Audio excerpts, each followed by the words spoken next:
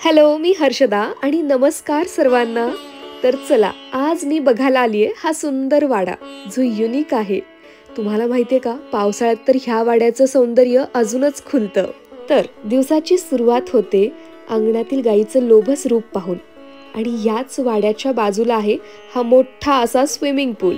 आज मला इन्व्हाइट केलं होतं सावंत फॅमिलीनी, ज्यांचा आहे हा वाडा, जो पारंपरिक तर आहेच पण तितकाच मॉडर्न सुद्धा.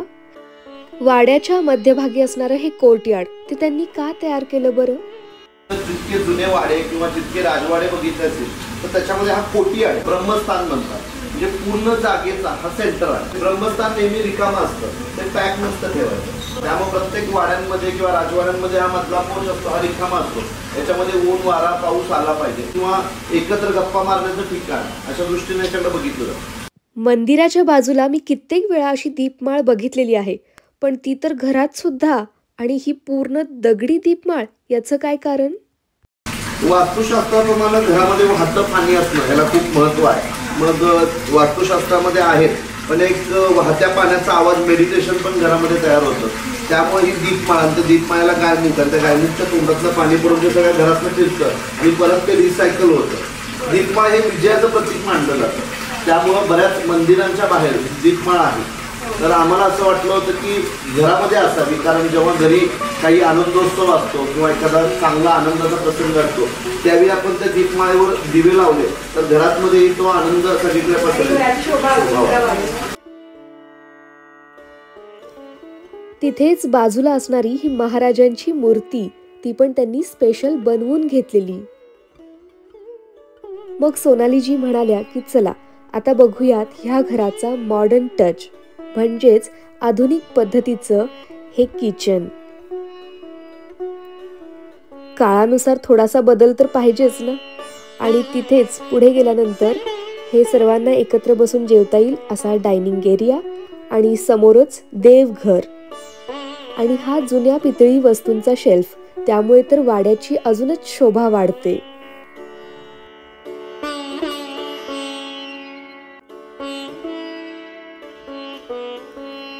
खाली बघितलं तर ब्रास पायपिंगचे हे फ्लोर, म्हणजे इथे पण तांबे पितळ वापरल्यामुळे पायामधून उष्णता शोषली जाते आणि शरीर थंड राहतं. आणि भिंतीवरचं हे स्विच बोर्ड सुद्धा तेवढंच युनिक वाटलं.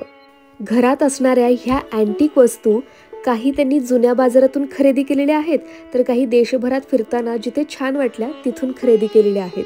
ह्या वाड्यासाठी जुन्या घराचं 110 वर्षापूर्वीचं सागवान लाकूड वापरण्यात आलेलं आहे.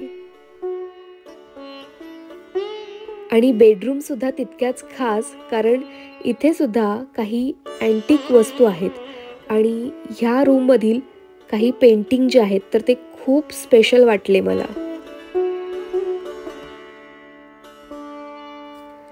आणि तिथेच बाजूला असणारी ही किड्स रूम, तिथल्या टॉईजमुळे तर लक्षात आलीच असेल की ही लहान मुलांची खोली आहे. तिथून आम्ही वरती गेलो, कारण ह्या वाड्याची ती एक स्पेशल सरप्राईज रूम बघायची होती, म्हणजेच हे मिनी थिएटर.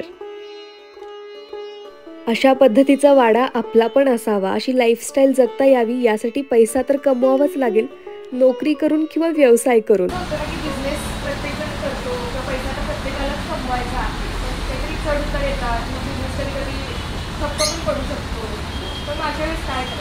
सातत्यता महत्वाची आहे. तुम्ही त्या व्यवसायामध्ये किती सातत्यता ठेवता त्याच्यावर तुमचं यश अवलंबून असतं. की व्यवसाय आहे, चढ उतार होत असतात. ते सगळं माणसाला यश पचवणं सोपं असतं, अपयश पचवणं फार अवघड असतं. ते अपयश जो पचवू शकतो तो काही पचवू शकतो.